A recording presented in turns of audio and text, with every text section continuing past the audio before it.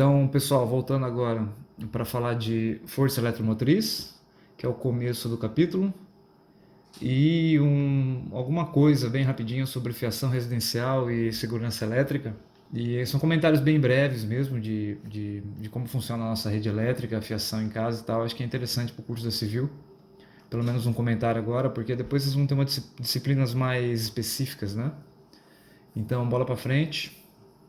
E para começar, eu coloco aqui duas baterias, né? Essa daqui é uma pilha e aqui tem uma inscrição, 12 volts. Essa aqui é uma bateria de celular comum, 3.7 volts. Mas se você vier com um aparelho aqui chamado multímetro, ou melhor, o voltímetro, e medir a diferença de potencial entre esses terminais, você vai perceber que essa diferença de potencial vai ter um valor menor do que 12 volts, diferente da indicação que a bateria te dá.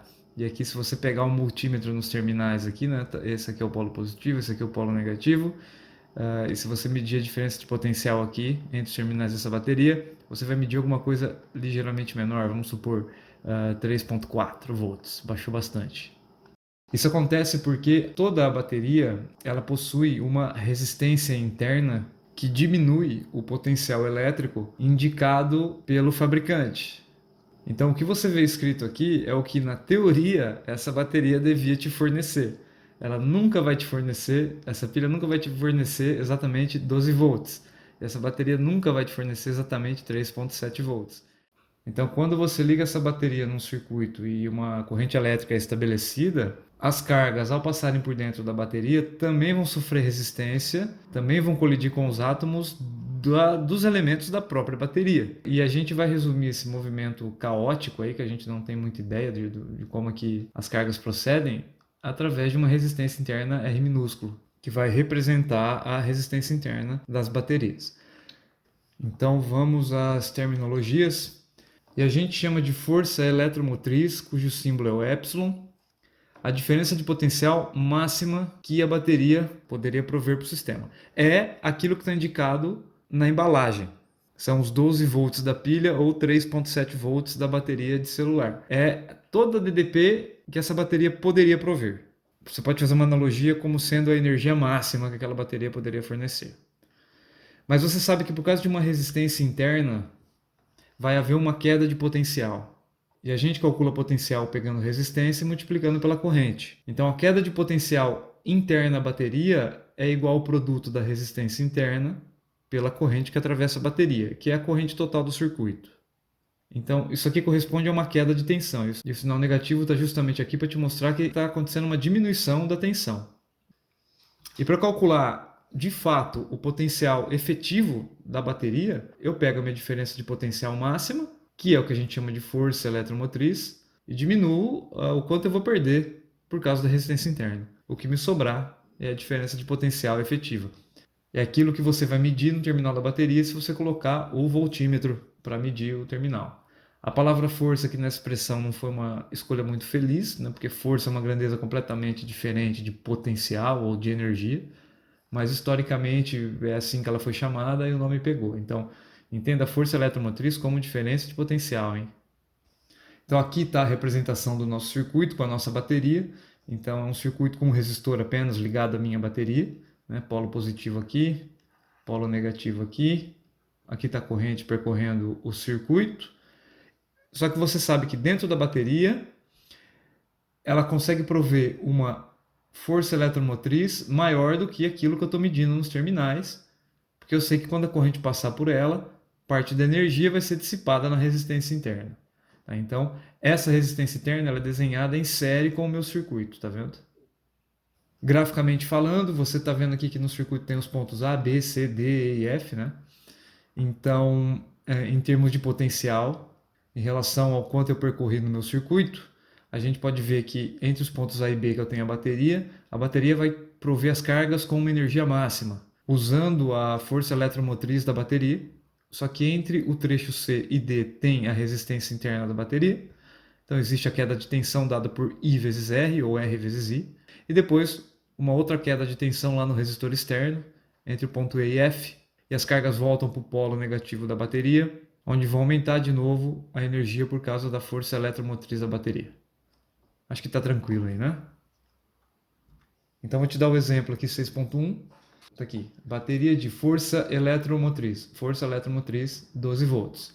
Resistência interna de 0.05 ohm. Ela está ligada a um resistor de 3 ohms. É exatamente esse circuito, beleza? Bom, determine a corrente no circuito e a DDP nos terminais da bateria. Eu vou fazer esse exercício primeiro, então, item A.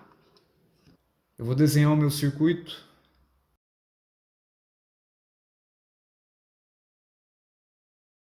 Está aqui a minha bateria fornecendo uma força eletromotriz de 12 volts. A resistência interna vai baixar um pouco a diferença de potencial nos terminais. Vamos supor que esses aqui são os terminais da bateria. Certo? Vamos chamar de ponto A e ponto B. E o meu resistor está justamente ligado a esses terminais. Então eu vou escrever a equação da bateria.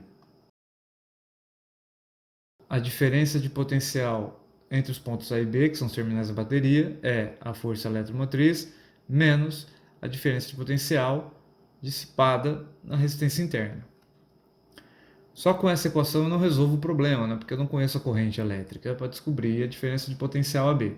Se eu olhar para o resistor, também está ligado aos pontos A e B. Então eu posso escrever a equação para aquele resistor. A diferença de potencial naquele resistor, que é AB de novo, é igual à resistência dele vezes a corrente. A famosa lei de Ohm aqui. Beleza? Agora sim eu consigo resolver, pelo menos para achar a corrente. Igualando as duas coisas eu tenho. E eu vou isolar a corrente aqui, eu vou ter alguma coisa desse tipo. Está aí uma expressão para a gente calcular a corrente elétrica.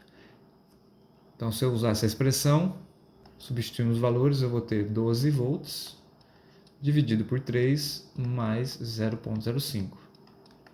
E a minha corrente elétrica vai ser igual a aproximadamente 3,93 amperes. Bom, feito isso, portanto, a diferença de potencial entre os pontos AB, né, nos terminais da bateria, é a resistência 3 vezes a corrente. Eu estou usando a fórmula de baixo, né? A corrente é 3,93. Isso aqui vai me dar 11,79 volts. E olha só, o que a tua bateria fornece para o circuito não são 12 volts, e sim 11,79. Vamos ler o item B. Determine a potência fornecida pela bateria. Agora eu quero calcular potência fornecida para a resistência interna e para o resistor externo. Então vamos fazer essa conta aqui. A gente tem três maneiras de calcular a potência fornecida para componentes do circuito. Você pega a diferença de potencial e multiplica pela corrente, ou você pega a resistência do componente, multiplica pela corrente que está passando por ele ao quadrado, ou você pega a diferença de potencial nos terminais do componente ao quadrado e divide pela resistência que ele oferece. Escolhe uma aí. Vamos fazer, acho que a mais rápida, acho que a mais rápida é a primeira aqui, né? Então a potência, vamos fazer no resistor R maiúsculo, é igual ΔV nos terminais, que é 11,79 vezes a corrente, 3,93. Aproximadamente 46,3 watts de potência dissipados no resistor de 3 ohms. A potência na resistência interna vai ser o mesmo processo. Você poderia escolher qualquer uma das três. Mas olha só, se você escolher a primeira ou a última, você tem que usar a diferença de potencial nos terminais da resistência interna. E você não sabe qual é essa diferença de potencial, porque o resistor está ligado no ponto A e num outro ponto intermediário aqui. Para você evitar de fazer uma conta a mais, você pode escolher a fórmula do meio. Então você vai pegar a resistência interna e multiplicar pela corrente elétrica ao quadrado do circuito em todo que está passando ali pela resistência interna. Então isso aqui vai ser 0,05 vezes 3,93 ao quadrado. Se você fizer essa conta, você tem algo próximo de 0,77 watts de potência. E para terminar, a gente pode somar essas duas potências para descobrir o quanto que a bateria está fornecendo ao todo. Então a potência fornecida pela bateria vai ser igual a 46,3 mais 0,77 Isso aqui vai me dar 47,7 watts de potência. Então está aí destacadas as 3 potências, certo? Claro que o resistor de maior resistência é aquele que vai dissipar mais energia. Não pode esquecer que a própria bateria está consumindo parte da energia que ela está provendo para o circuito. Essa é a nova implementação no nosso modelo de circuito elétrico. Uma bateria um pouco mais real. E aqui vale o último comentário. A outra maneira de calcular a potência total fornecida pela bateria é utilizando essas fórmulas e como diferença de potencial você tem que usar a força eletromotriz máxima da bateria, porque é ela que está te provendo a energia máxima. Então você poderia fazer força eletromotriz vezes a corrente, que é equivalente a essa primeira equação, e você vai encontrar um valor de aproximadamente 47,1 volts. Só para deixar as coisas claras. Vamos fazer o item C aqui. Com o passar do tempo, a resistência interna da bateria aumenta. E conforme a resistência interna da bateria aumenta, mais energia é dissipada na resistência interna e a corrente ela vai diminuir. A força eletromotriz da bateria continua a mesma, 12 volts, até o fim da vida dela. O que muda é a resistência interna da bateria, por vários motivos. Então a pergunta é, qual é a corrente fornecida pela bateria quando 40% da potência da bateria é dissipada na resistência interna? Então você pode fazer essa análise aqui da seguinte maneira. Vamos fazer a última análise. Ó. Eu sei que a potência total da bateria ela está sendo fornecida para o resistor de 3 ohms e para a resistência interna Rzinho. Mas o exercício me diz que 40% da potência total equivale à potência dissipada no resistor. Então eu vou escrever desse jeito. 40% da potência total. Rearranjando os termos, colocando esse cara para o outro lado, vai ficar 0,6 potência total é igual à potência dissipada no resistor. É o que sobrou para o resistor externo, é o que sobrou para esse cara aqui, 60% da potência total. Então eu sei calcular a potência total, eu vou usar esta fórmula e a força eletromotriz da bateria, que é a diferença de potencial máxima, e agora a nova corrente, e a potência no resistor eu posso usar a fórmula do meio, resistência dele que eu conheço, vezes a corrente ao quadrado que eu quero descobrir. Aqui eu posso cortar esse cara com esse cara, substituir os valores e eu tenho, e resolvendo essa conta, a minha corrente elétrica vai ser de 2,4 amperes. É uma corrente elétrica menor do que quando a bateria estava jovem, correto? E aí fica como tarefa de casa, tenta encontrar a resistência interna, para quanto é que ela foi. Fica como tarefa, beleza? Vou te dar um outro exemplo. No exercício 6.2, a gente vai fazer uma análise matemática mais profunda sobre a potência dissipada no resistor aqui. Então, olha só o que ele propõe. Para o circuito a seguir, encontre o valor da resistência R, para a qual a potência fornecida a ela é máxima. O que ele quer dizer com isso? Eu posso ajustar R da maneira que eu quiser. Se a gente usar resistências muito altas para esse camarada, consequentemente a resistência total do meu circuito é muito alta e vai permitir entrar uma corrente bem baixa no circuito, uma corrente muito baixa, que quando elevada ao quadrado não vai dar muita diferença. Então a potência dissipada por esse cara não vai ser lá aquela coisa. Então é interessante que para eu aumentar a potência, eu diminua a resistência e consequentemente aumente a corrente, que vai ao quadrado, aumentando substancialmente a minha potência fornecida. A corrente ao quadrado é tudo que a gente quer. Mas eu preciso me lembrar que existe uma resistência interna na bateria, que está dissipando energia também proporcional à corrente elétrica ao quadrado. Então, se eu tiver uma corrente muito alta no meu circuito, a dissipação de energia vai ser muito alta na bateria, sobrando pouca energia para o meu resistor. Então, se eu pensar o seguinte, num gráfico de potência no resistor em função da resistência, eu devo ter algo do tipo assim, resistências baixas me dão correntes muito altas, mas como existe uma resistência aqui dissipando energia, a potência que sobra para esse camarada é algo muito pequeno, algo assim, certo? E para resistências muito, muito altas, a corrente no meu circuito é bem baixa, o que me daria potência baixa também, certo? Então deve existir alguma coisa aqui no meio do caminho que me dê uma potência máxima em relação a uma resistência ótima para esse meu circuito. Vamos tentar primeiro achar uma função da potência em relação à resistência R, eliminando essa corrente elétrica aqui. Eu não quero que ela apareça nas minhas contas. Então a primeira fórmula a gente conhece, mas eu quero eliminar essa corrente elétrica. O que eu vou fazer? Vamos considerar esses dois pontos, o ponto AB, e eu faço a análise que eu fiz no primeiro caso. Eu sei que a diferença de potencial entre os pontos AB, primeiro olhando para o resistor, é a resistência vezes a corrente. E eu sei que a diferença de potencial AB, olhando agora do ponto de vista da bateria, é a força eletromotriz menos o quanto eu vou perder na resistência interna.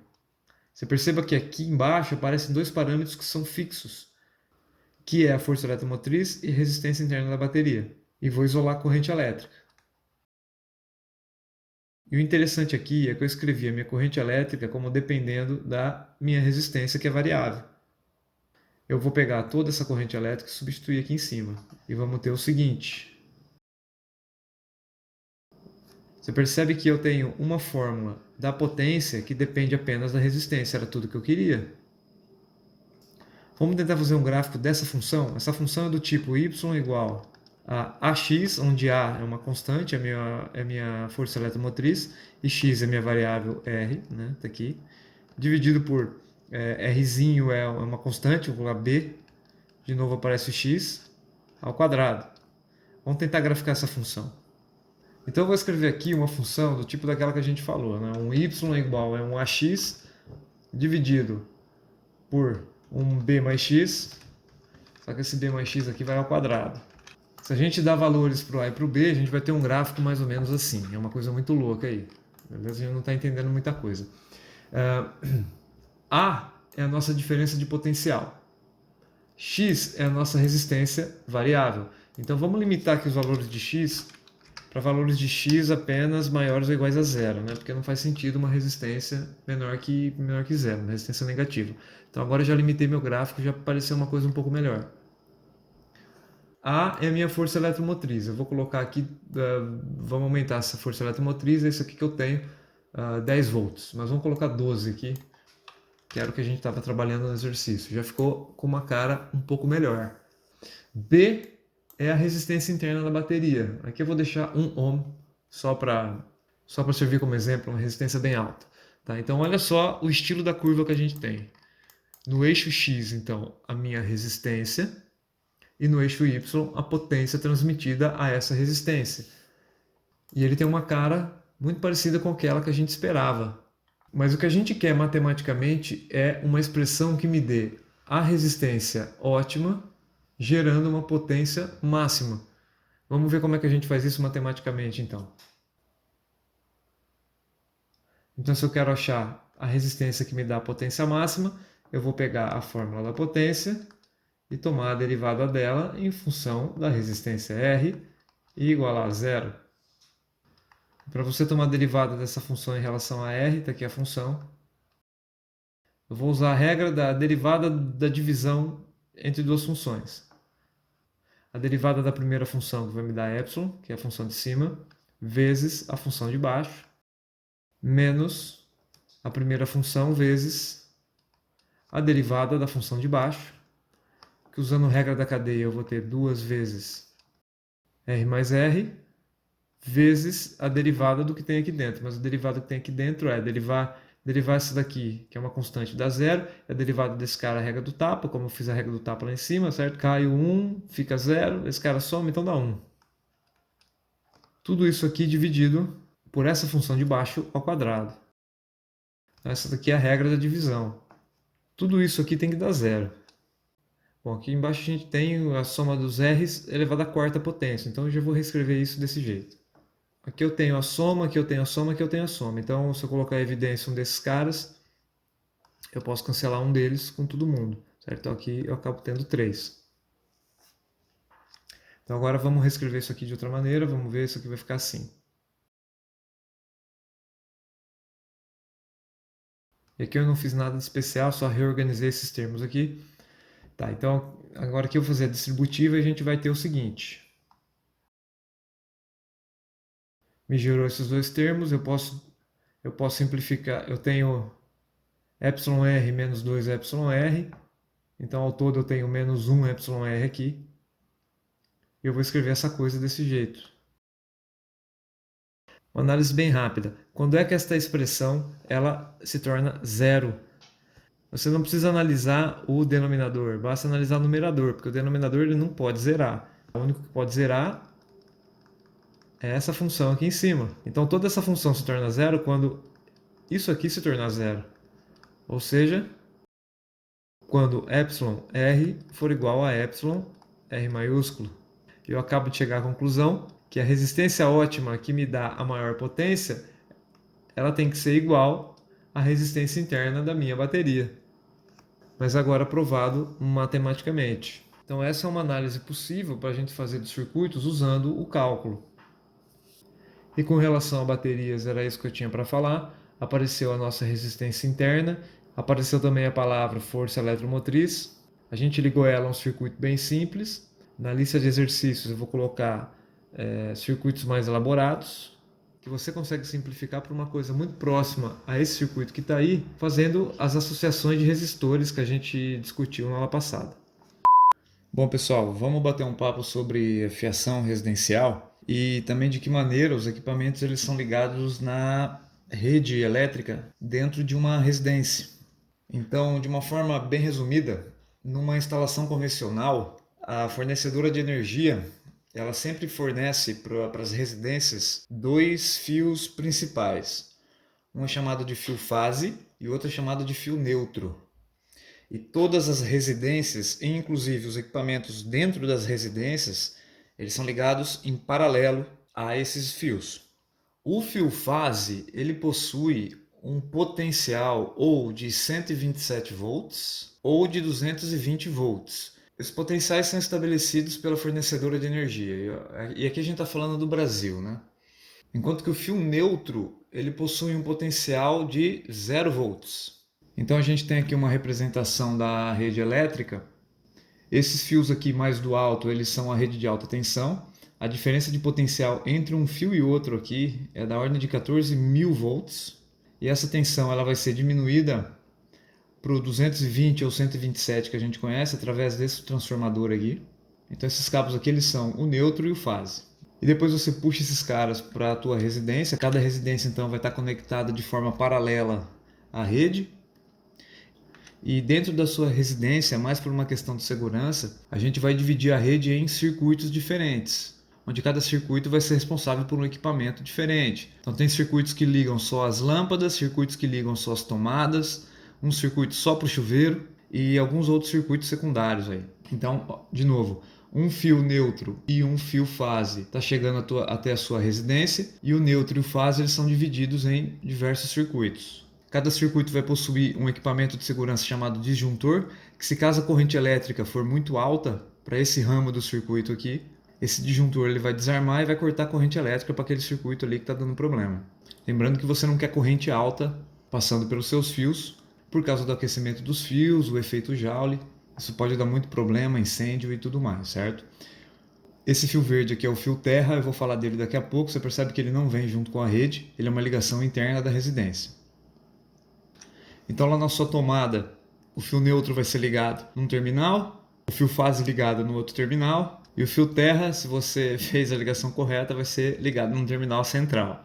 Então, se você liga um equipamento nessa tomada, a diferença de potencial é entre neutro e fase, né? Então, se a fase que está chegando para você é 127 volts, a diferença de potencial que o teu equipamento vai estar ligado é de 127. Se a tua fase for de 220, a diferença de potencial entre neutro e fase, 220 volts.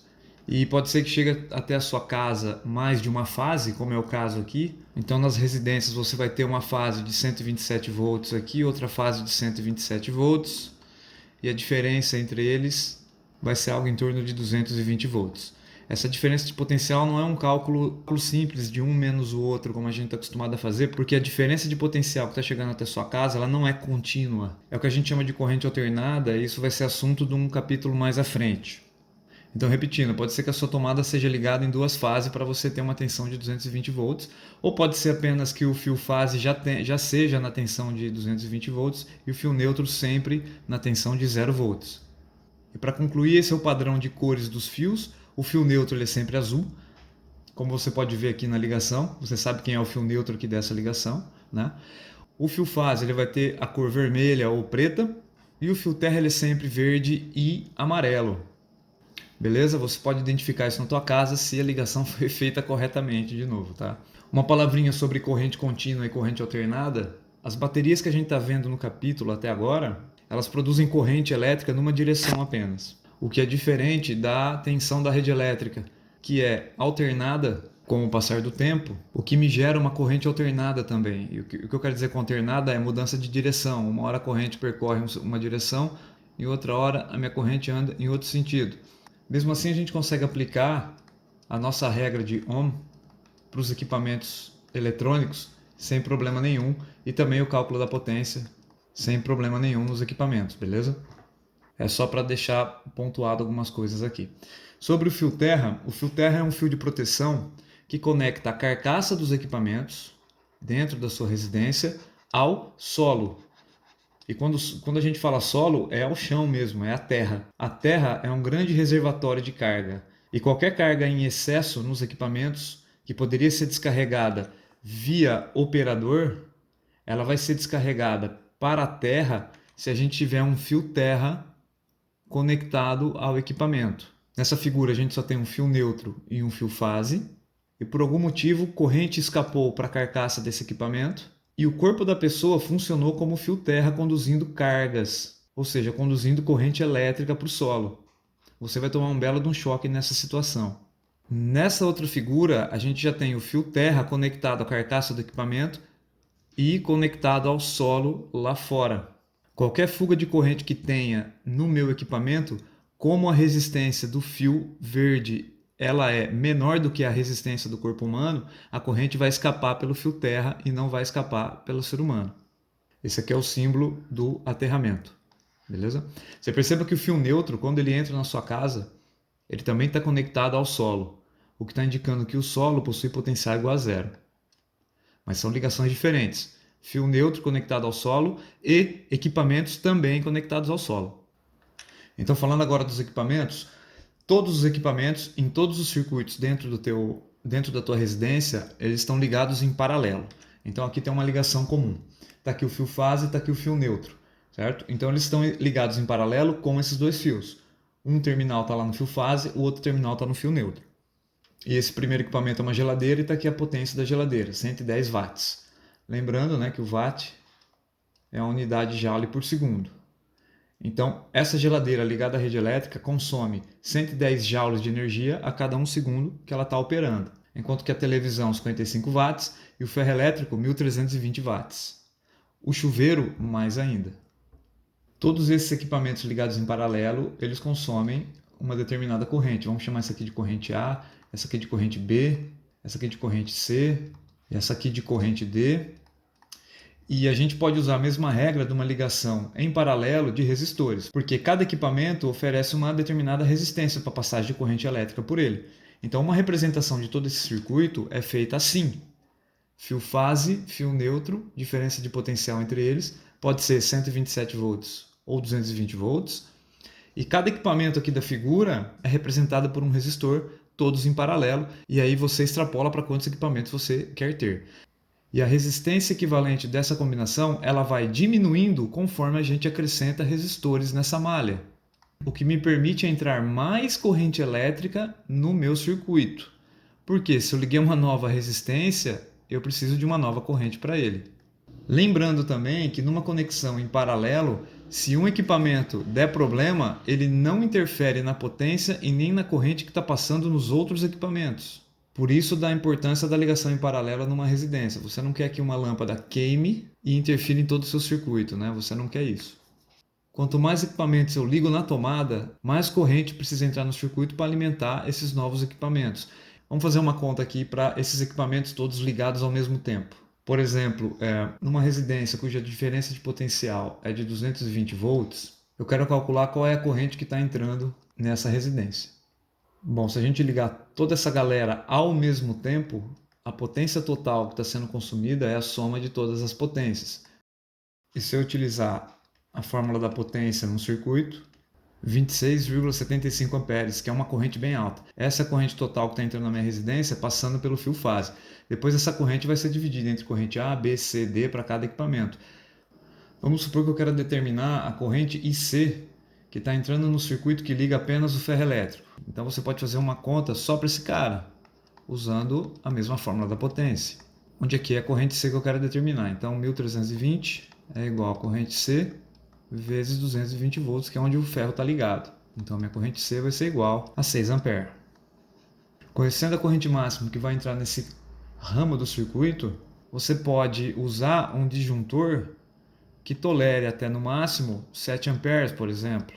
Ou seja, se tiver um problema nesse ramo do circuito e a tua corrente atinja 7 amperes ou mais, o disjuntor ele vai abrir o circuito e vai eliminar a entrada de corrente naquele ramo ali.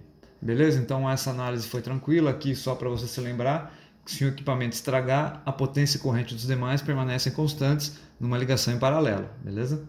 Quanto mais componentes ligados em paralelo, maior é a corrente total no circuito. Essa foto aqui exemplifica muito bem isso aí. O aumento da corrente aqui causa um aquecimento dos fios e incêndio. Ligações em paralelo diminuem a resistência total do circuito. E quanto maior a corrente, maior o aquecimento dos fios efeito Joule. Então fica a dica para vocês. Bons estudos. Aquele abraço.